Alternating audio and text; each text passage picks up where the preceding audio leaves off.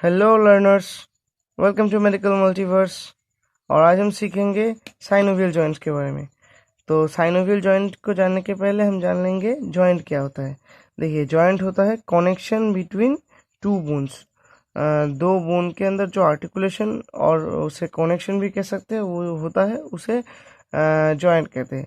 Joint mainly दो तरह के होते हैं, साइनोथ्रोज और डायाथ्रोज। साइनोथ्रोज फिर दो तरह के होते हैं, fibrous joint, cartilaginous joint.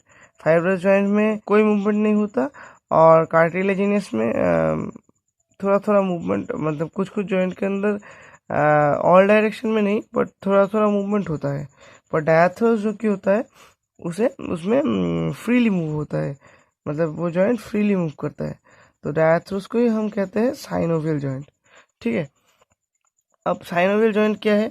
Synovial joint एक ऐसा तरह का जॉइंट है जो कि बहुत कॉमन है बॉडी में, मतलब बॉडी के बहुत सारे पार्ट में ये जॉइंट दिखाई देता है।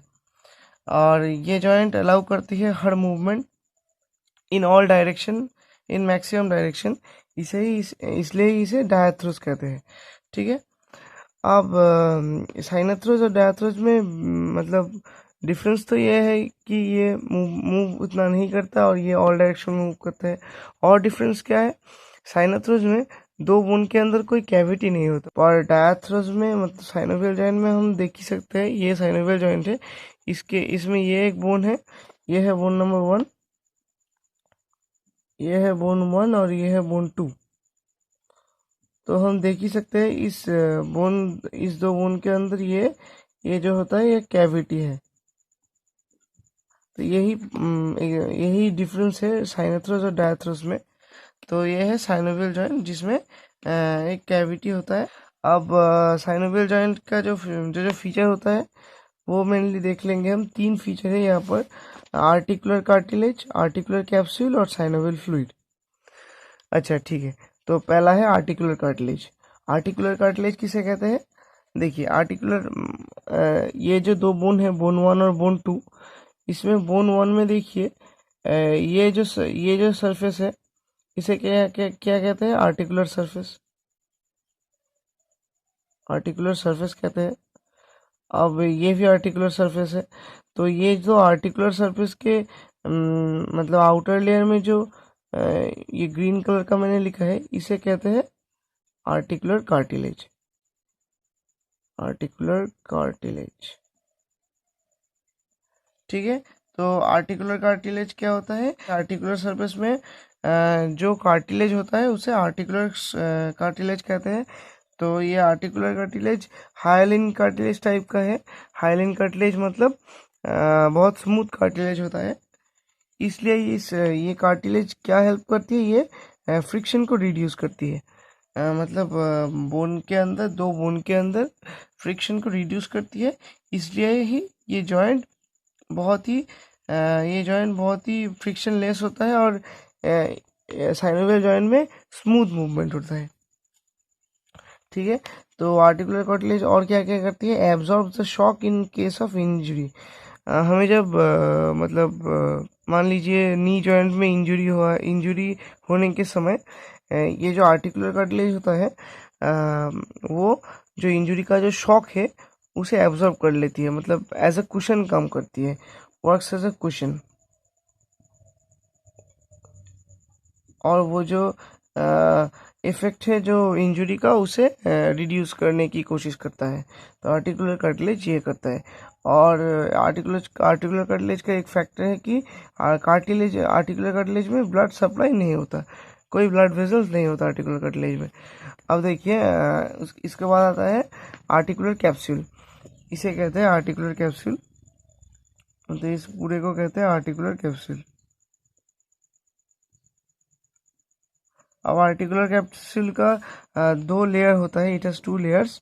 एक होता है फाइब्रस कैप्सूल, एक होता है साइनोवियल मेम्ब्रेन। इसका जो फाइब्रस कैप्सूल है आउटर लेयर और साइनोवियल है इनर लेयर। ये जो देखिए ये जो ब्राउन कलर का है ये है फाइब्रस फाइब्रस लेयर। और फाइब्रस लेयर के अंदर जो इनर लेयर है आर्टिकुलर कैप्सूल का वो है साइनोवियल मेम्ब्रेन।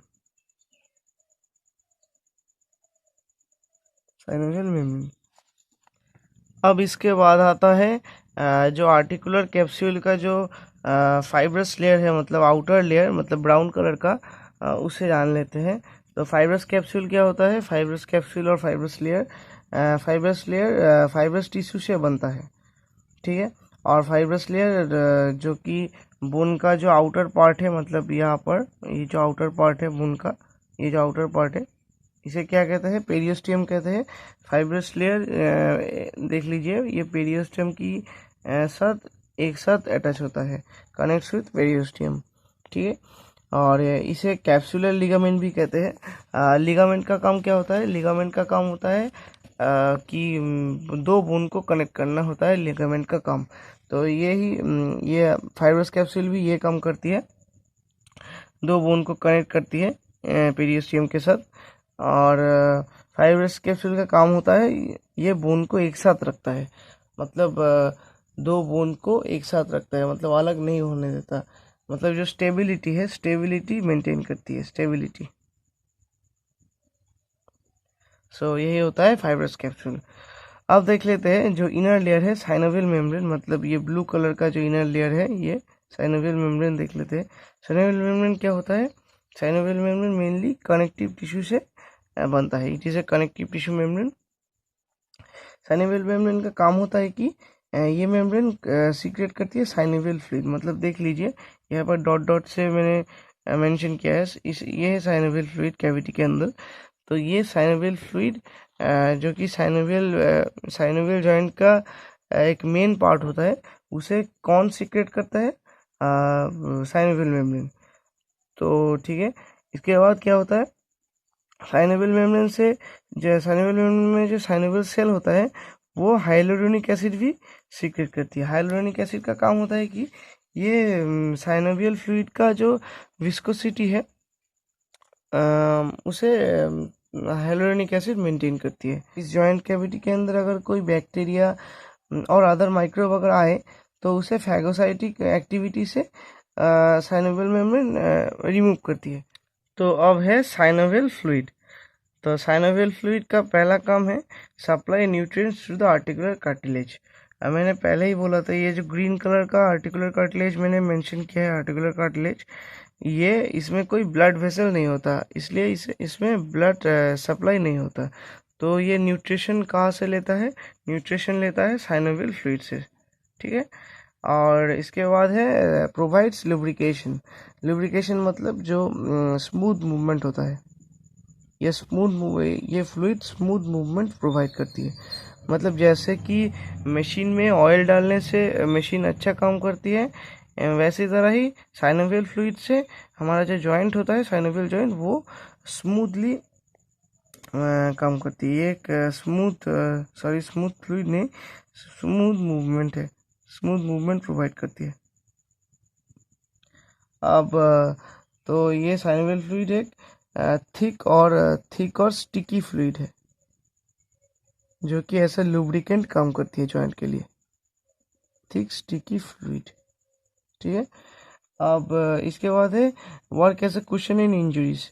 जो इंजरी में जो शॉक होता है उससे भी ये कुशन की तरह उसे प्रिवेंट करने में भी काम होता है। साइनोवियल मेम्ब्रेन का क्लिनिकल व्यू जान लेते हैं। पहला है ऑस्टियोआर्थराइटिस, ओल्ड एज में बहुत कॉमन है। क्या होता है? आर्टिकुलर कार्टिलेज डैमेज हो सकता है, आर्टिकुलर कार्टिलेज डैमेज हो सकता है। और जो साइनोवियल फ्लूइड है वो जब डिक्रीज करता है तब क्या होता है? जो बोन्स होता है, आर्टिकुलेटिंग बोन्स, वो कांटेक्ट में आ जाते हैं। कांटेक्ट में आ जाने से क्या होता है? फ्रिक्शन होता है बोन्स के अंदर, और फ्रिक्शन से जॉइंट पेन, स्टिफनेस जैसी सिम्टम दिखाई देता है। तो ऑस्टियोआर्थराइटिस इसलिए ही ओल्ड एज में होता है। जब एज बढ़ने से क्या होता है? साइनोवियल फ्लूइड डिक्रीज करती है, और साइनोवियल फ्लूइड डिक्रीज करने से ही बोन्स के अंदर फ्रिक्शन बढ़ता है।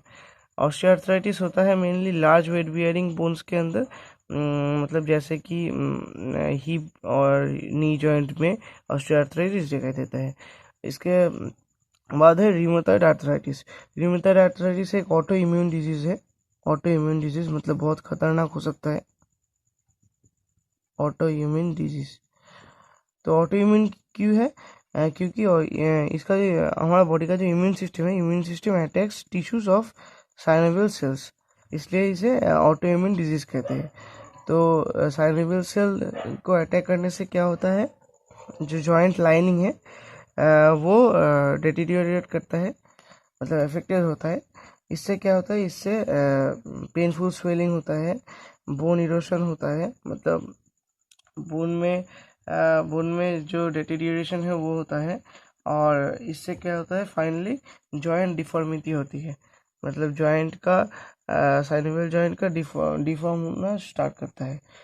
तो रियोमेटॉइड आर्थराइटिस स्मॉल जॉइंट में दिखाई देता है, small joint of hand and feet, हाथ और पैर के छोटे छोटे जॉइंट में रियोमेटॉइड आर्थराइटिस दिखाई देता है।